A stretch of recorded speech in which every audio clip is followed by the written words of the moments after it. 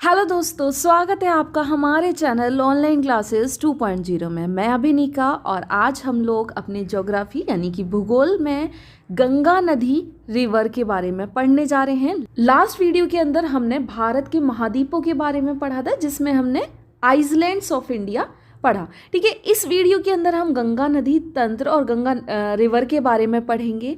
ये जो हम पढ़ने जा रहे हैं ये उत्तर प्रदेश लेखपाल भर्ती 2022 को मद्देनजर रखते हुए हम कवर कर रहे हैं। साथ ही साथ UPSC, UPPSC, SSC, railway, bank, police, CGL and MTS को ध्यान में रखते हुए भी। तो स्टार्ट करते हैं आज के वीडियो को। देखें, सबसे पहले मैं आपको बता दूं, गंगा नदी ना बाद में गंगा नाम पड़ता है। पहले ये अलग अलग भागों, अलग अलग जगहों से निकलती है और इनका अलग अलग नाम होता है। उसके बाद आके जब ये यहाँ इनका संगम होता है तब इसका नाम गंगा पड़ता है। तो इसी के बारे में हम स्टार्ट करते हैं। तो सबसे पहले बताते हैं आपको भागीरथी नदी के बारे में। देखें, जो भागीरथी नदी है वो गंगोत्री हिमनद से गोमुख नाम के स्थान से निकलती है। सबसे पहले याद रखें, भागीरथी नदी कहाँ से निकल रही है? हिमनद कौन सा है? ग्लेशियर है गंगोत्री। ठीक है, बाद में ये और अलकनंदा ये सब मतलब मिलेंगी और देवप्रयाग में और ये गंगा नदी बनाएंगी। तो सबसे पहले याद रखिए, भागीरथी कहाँ से निकल रही है? गंगोत्री हिमनद से। ठीक है, हिमनद के गोमुख से निकलती है और भागीरथी आगे जाती है। सेम अलकनंदा नदी बद्रीनाथ से निकलती है। तो एक तो आई भागीरथी नदी और दूसरी आई हमारी अलकनंदा, ठीक है, जो कि बद्रीनाथ के पास सतोपंथ ग्लेशियर से निकलती है और आकर ये देवप्रयाग, उत्तराखंड में एक जगह है देवप्रयाग। ठीक है, देवप्रयाग में अलकनंदा और भागीरथी नदी मिलती हैं और वहाँ आकर गंगा नदी के नाम से जानी जाती हैं। तो आप इसमें ये याद रखें, सबसे पहले एक भागीरथी नदी है, ठीक है, जो कि कहाँ से निकली है? गंगोत्री हिमनद से, गोमुख से निकली। और दूसरी है अलकनंदा, ये कहाँ से निकली? बद्रीनाथ से। और बद्रीनाथ में भी किस ग्लेशियर का नाम या हिमनद का नाम पूछा जाए तो याद रखिएगा सतोपंथ ग्लेशियर से होकर ये इन दोनों जगह से आती है और आकर एक जगह आती है देवप्रयाग। ठीक है, देवप्रयाग में आकर ये मिल जाती हैं और ये फिर गंगा नदी के नाम से जानी जाती हैं। इसमें कई सारे क्वेश्चन बनते हैं। सबसे पहले भागीरथी नदी कहाँ से निकली? गंगोत्री हिमनद से के गोमुख से, ये याद रखिएगा। अलकनंदा नदी बद्रीनाथ में एक ग्लेशियर पड़ता है सतोपंथ ग्लेशियर, वहाँ से कहाँ पर आकर अलकनंदा भागीरथी मिलकर गंगा बनाती हैं? तो याद रखिएगा देवप्रयाग। ठीक है, अब देखें, देवप्रयाग से पहले अलकनंदा नदी में पंचप्रयागों सभी उत्तराखंड में अलग अलग नदियाँ मिलती हैं। अब जैसे मैंने आपको बताया, देखें, भागीरथी जो निकली थी, भागीरथी सिर्फ भागी लिख दे रही हूँ मैं, भागीरथी जो निकली थी हमारे गंगोत्री ग्लेशियर के गौमुख से। ठीक है, ये तो हमारी यहाँ से निकली, लेकिन अलकनंदा जो देवप्रयाग में आती है, जो मैंने सतोपंथ ग्लेशियर से बोली थी, ये पंच प्रयागों से आती है जो कि सभी उत्तराखंड में है और अलग अलग नदियाँ मिलती हैं। देखें, सबसे पहले इसमें आके कौन सी पंच प्रयाग में प्रयागों की बात कर रहे हैं हम? सबसे पहले विष्णु प्रयाग। देखें, जहाँ पर अलकनंदा प्लस धौली गंगा मिलती है उसको हम कहते हैं विष्णु प्रयाग।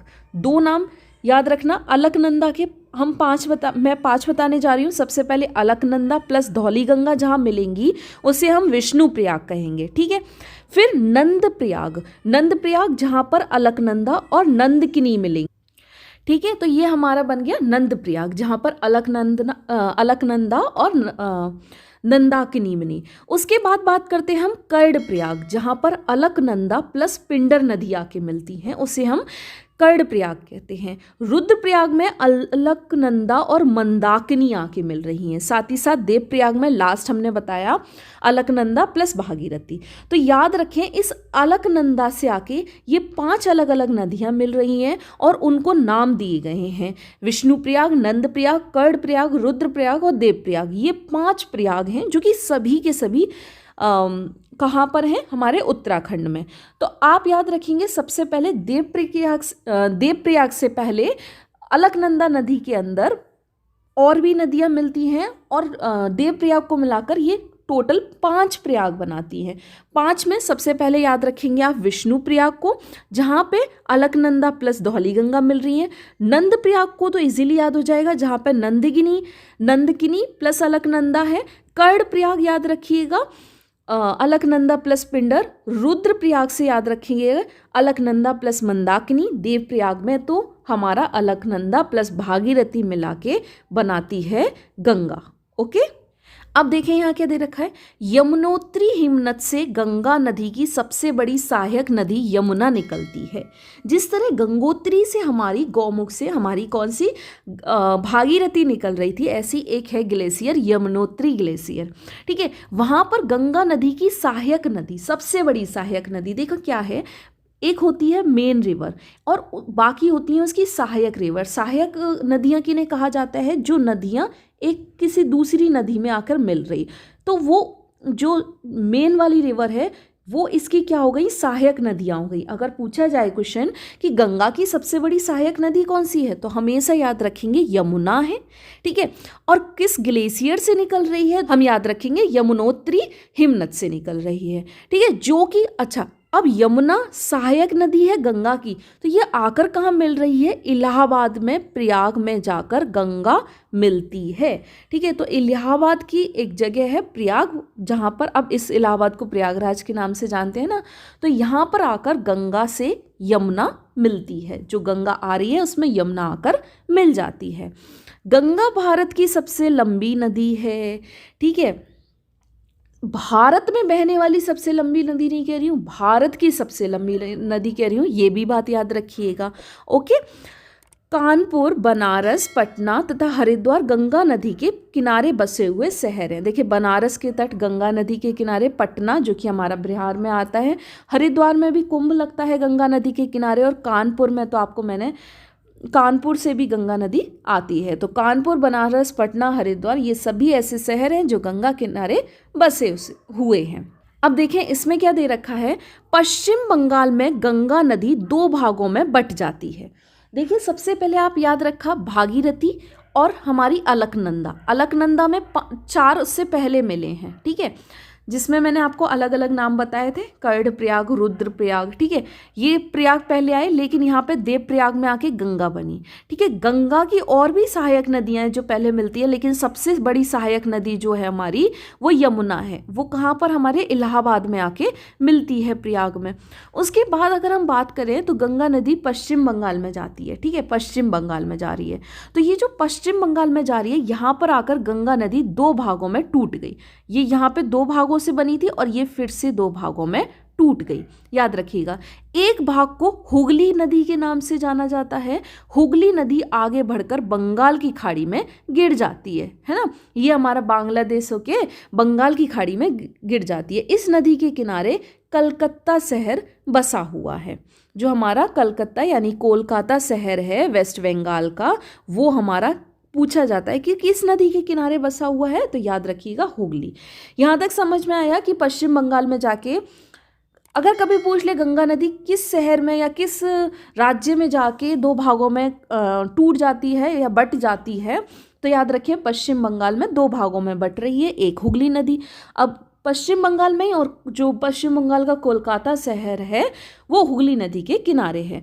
दूसरा भाग बांग्लादेश में प्रवेश कर जाता है। ठीक है, जिसे वहाँ पर पद्मा के नाम से जाना जाता है।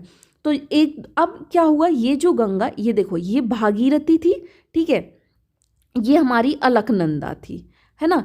अब ये सारी अलकनंदा थी। ठीक है, ये सारी आके यहाँ देवप्रयाग में गंगा कहलाई। फिर यहाँ पर सबसे बड़ी हमारी क्या हुई, यमुना आकर मिल गई। इतनी बात करी, देन फिर से हमारे ये 2 भागों में, वेस्ट बंगाल में गई तो 2 भागों में टूट गई। एक भाग हुगली कहलाया, है ना, जो कि कहाँ जाके बंगाल की खाड़ी में गिर रहा है, और दूसरा जो है हमारा वो क्या कहलाया, पद्मा कहलाया। और ये जो पद्मा है ना, ये हमारी बांग्लादेश में चली जाती है ना। तो ये जो नदी है बाद में 2 भागों में, गंगा नदी जो है बाद में 2 भागों में टूट के हुगली और पद्मा के नाम से जानी जा रही है। वहीं दूसरी तरफ से ब्रह्मपुत्र नदी भी बांग्लादेश में प्रवेश करती है। अब क्या हुआ, ये नदी जो हमारी पद्मा थी ये हमारी कहाँ पर आ गई, बांग्लादेश में। अब बांग्लादेश में भी ब्रह्मपुत्र नदी दूसरी तरफ से आ रही है और यहाँ जहाँ इसे जमुना नाम दिया जाता है। तो जो हमारे यहाँ ब्रह्मपुत्र नदी कहलाई जाती है वो बांग्लादेश में जमुना के नाम से जानी जा रही है। साथ ही साथ जो हमारी गंगा नदी है 2 भागों में टूट गई है, उसे गंगा को बांग्लादेश में हम पद्मा के नाम से जान रहे हैं। और जिसका एक भाग हमारे भारत के वेस्ट बंगाल यानी कलकत्ता शहर के किनारे से जो होके नदी जा रही है वो हमारी हुगली नदी के नाम से जानी जाती है। अब देखिए इसमें क्या दे रखा है, ये दोनों बड़ी नदियाँ पद्मा मतलब कि गंगा का भाग है जो, और जमुना जो कि बांग्लादेश में हम किसके नाम से जान रहे हैं, जमुना। ब्रह्मपुत्र नदी जो हमारे भारत में कहलाई जाती है वही बांग्लादेश में जमुना, बांग्लादेश में मिल जाती हैं और मिलने के बाद पद्मा नदी ही कहा जाता है। देखिए मिल 2 नदियां रही हैं, एक गंगा का भाग पद्मा मिल रहा है और दूसरा हमारा ब्रह्मपुत्र का भाग जमुना मिल रही है, लेकिन बाद में भी ये पद्मा कहलाएगी।